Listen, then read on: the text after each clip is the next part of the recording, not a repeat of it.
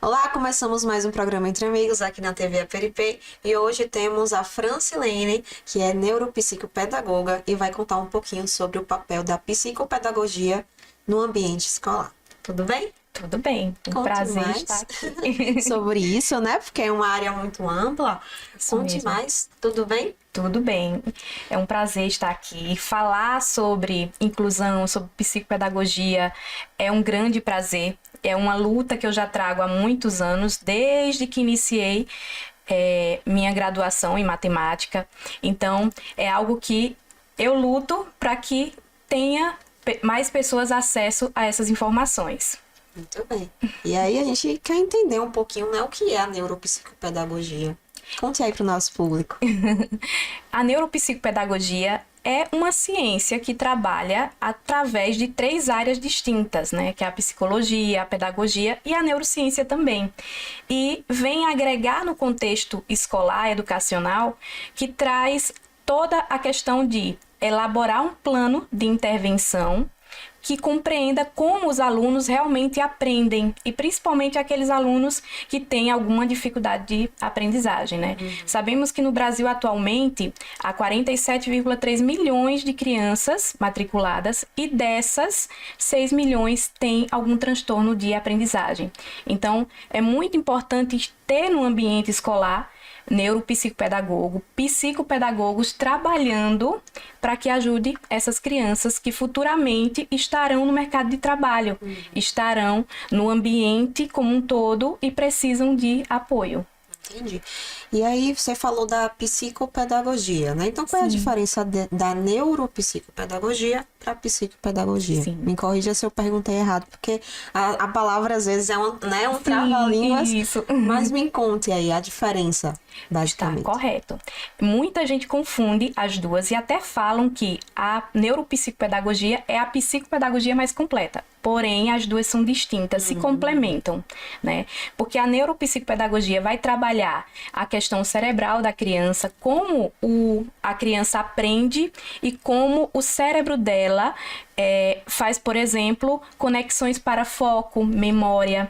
E já a psicopedagogia, que trabalha a questão da área da psicologia e da pedagogia, vai trabalhar as questões educacionais. Então, vai trazer o contexto educacional de pegar aquele conteúdo que o aluno tem dificuldade e trazer um jogo diferenciado. Então, vai ajudar também a melhorar a aprendizagem do aluno de acordo com os conteúdos escolares.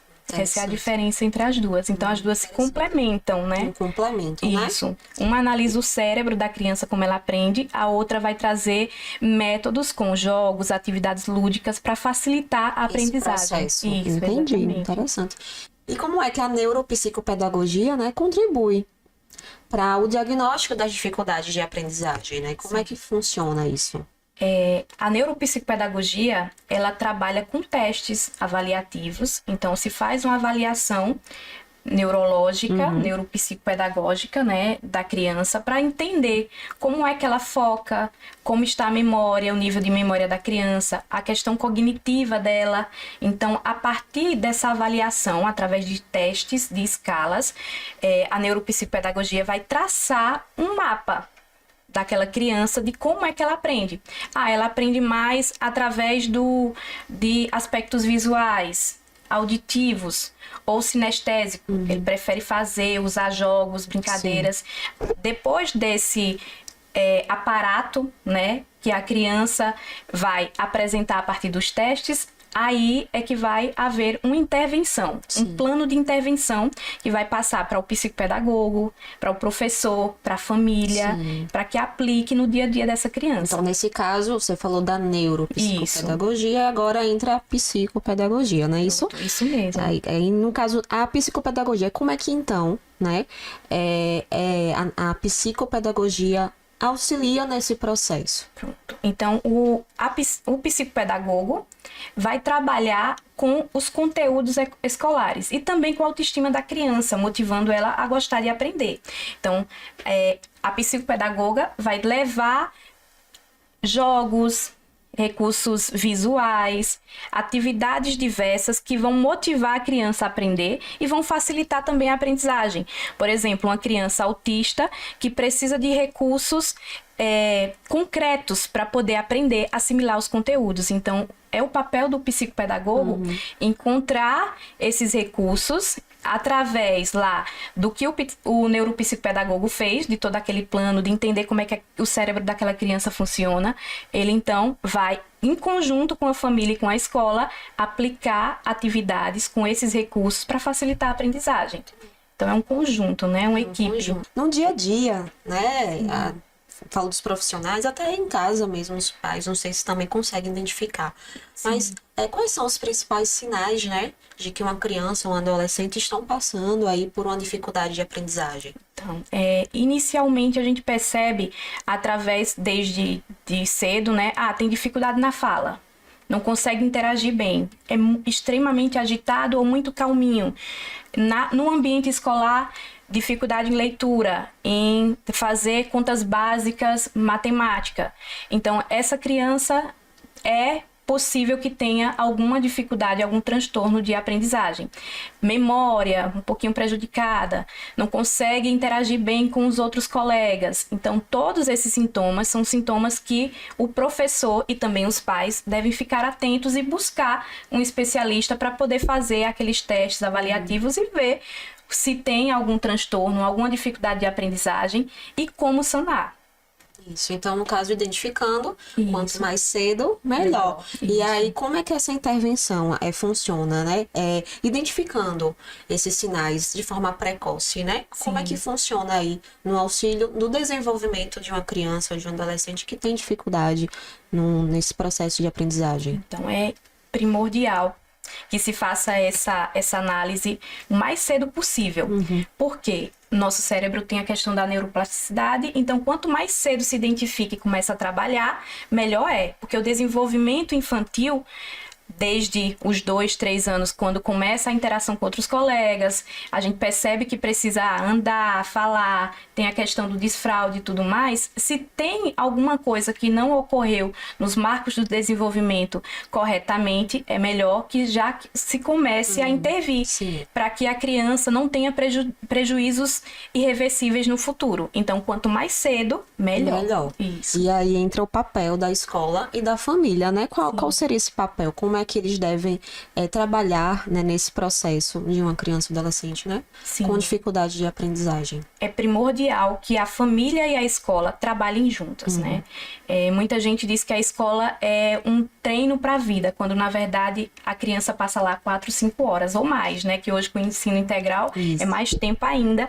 Então eles estão vivendo. Então, é necessário que a escola seja um ambiente acolhedor, um ambiente realmente de desenvolvimento, que a criança não está sendo preparada para a vida, ela está vivendo ali, né? Então, é necessário que os dois, a família e a escola, trabalhem juntos. Percebeu alguma coisa? Então, tem que haver um diálogo, tem que haver uma troca de informações também, né? Que a família se preocupe. Como é que está o desenvolvimento do meu filho? Olhando o caderno. Já é uma forma também, acompanhando. Né? Não deixando só a escola com essa função. Exato, Até porque muitas habilidades que são adquiridas no ambiente escolar, as crianças vão levar para o ambiente de trabalho, para a faculdade, até a relação com os pais, com os colegas e irmãos. Então, é necessário que haja esse companheirismo mesmo, essa junção mesmo de parceria entre a escola e a família. E quando tem uma criança atípica, que tem algum transtorno de aprendizagem, aí a parceria tem que ser maior ainda. Porque muitas atividades que são desenvolvidas na clínica com o neuropsicopedagogo e são levadas para o ambiente escolar, também devem ser reforçadas no ambiente familiar. Então, tem que haver essa trinca, né? Uma conexão. Exatamente. Isso. E aí você falou dos profissionais, né? Quais são os desafios enfrentados pelos profissionais no ambiente escolar, assim, no dia a dia mesmo, de nessas crianças, né, adolescentes que passam por isso, por essas dificuldades. Sim. Então, são muitos desafios, mas o principal, né, é relacionado aos pais e os professores terem conhecimento, né? Entenderem que aquela preguiça não é preguiça. A criança está tendo dificuldade. Porque qual é a criança que não quer mostrar que sabe, não quer se desenvolver. Que é na fase da primeira infância que a criança mais está ali aberta a aprender, que o cérebro está aberto para absorver conhecimento. Então, se há alguma dificuldade, algum entrave, não é por preguiça, não é falta de correção, né? É porque há algum transtorno. Então, falta muitas vezes, um dos desafios maiores é realmente conhecimento do que é normal, os marcos do desenvolvimento das crianças, né? O que é normal para aquela faixa etária e o que não é. Então, a família e a escola precisam de conhecimento, e principalmente a escola, né? Porque muitas vezes, isso já é historicamente constatado, que quando entra no ambiente escolar é que se constata, que se identifica que a criança tem algum transtorno de aprendizagem.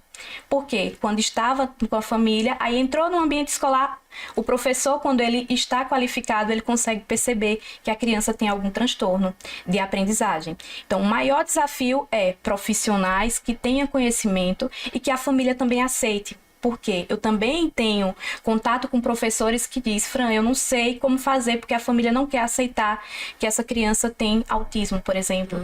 Que a criança está no espectro, que a criança tem TDAH e que precisa de uma intervenção, que precisa de profissionais cuidando, só que a família não quer aceitar. Então, há esse entrave também, esse desafio das famílias aceitarem, para que haja uma intervenção e a criança consiga estar bem, não tenha tantos desafios futuramente, e seja trabalhado na idade certa, né? Precocemente, melhor ainda. Até porque, se a gente fizer um comparativo assim, hoje o que mais tem é adultos descobrindo que tem algum, né, o autismo, até o próprio TDAH. Então, hoje a gente tem essas oportunidades de descobrir, diagnosticar de forma precoce e trabalhar, né? Esse futuro aí dessa criança ou adolescente. Isso mesmo. Então, eu tenho um exemplo de meu esposo, ele descobriu que tem TDAH e TOD somente adulto, né? Então, foi todo um desafio para poder, que ele passou durante a vida toda, que poderia ter sido bem diferente se ele tivesse sido diagnosticado ainda na infância, né? Então, é necessário que haja esse olhar diferenciado mesmo para o filho. E mesmo que não tenha, que eu digo sempre aos professores, está em suspeitando que aquela criança tem, começa a fazer atividades diferenciadas. Ele só vai ganhar, vai aprender de forma prazerosa, divertida, com jogos, brincadeiras, dinâmicas, levando a parte visual, levando algo prazeroso para a sala de aula, vai motivar a criança a aprender mais, a gostar do ambiente escolar. Então, nunca é demais você levar algo diferente. Aí, os pais também, muitos pais, Fran, eu estou suspeitando que tem, mas não tenho certeza. Não tem problema, vamos começar a intervir e fazer as avaliações. Se tiver, continua, e se não tiver, ótimo, porque desenvolveu várias habilidades com a criança. Né? Isso mesmo, muito bom. E aí, para finalizarmos, qual é a dica final que você tem para o nosso público? Gente, procurem conhecimento, né? No Brasil, são 6 milhões de crianças com dificuldades de aprendizagem. Então, conhecimento liberta. E vivemos em uma época que o conhecimento está aqui na palma das nossas mãos, né? Então, é tão importante termos acesso de forma boa, né, de forma que vá trazer resultados positivos, principalmente para nossos filhos, nossas crianças como um todo, né? Essa é a minha dica. Conhecimento liberta. Obrigada pela sua presença. Quer deixar o seu contato aqui para o nosso público? Sim, eu tenho redes sociais, né? Tanto da minha empresa, que é o Instituto Brasileiro de Inteligências Múltiplas, o Embraim, e também o meu Instagram, que é Francilene, Franciluz, né? NeuroPP Francilene Cavalcante. Então, vocês podem me seguir. Quem precisar de ajuda de professores, gente, eu amo ajudar, auxiliar, porque faz uma diferença muito grande em turmas de alunos. Então, o trabalho facilitado do professor ajuda toda uma geração de pessoas, né? Pessoinhas que estão ali em desenvolvimento. Podem contar comigo, entrem em contato, viu? Obrigada pela sua presença. Eu acredito agradeço. que o público também gostou. Muito obrigada, Francilene, e seja muito bem-vinda quando quiser voltar para falar mais um pouquinho sobre essa temática que é muito bonita, tá bom? Muito obrigada. Pessoal. E a gente volta já aqui no programa Entre Amigos. Olá, estamos diretamente daqui do estúdio do programa Entre Amigos para te fazer um convite. Você quer participar do programa Entre Amigos? Então manda o seu vídeo para o quadro Você Pergunta e o nosso convidado vai te responder no ar aqui no nosso programa. O seu vídeo, gente, tem que ser assim, ó, na horizontal. Manda já o seu vídeo para o contato que aparece aqui na tela e participe do nosso quadro. Sabe aonde? Aqui no programa Entre Amigos na TV APRP.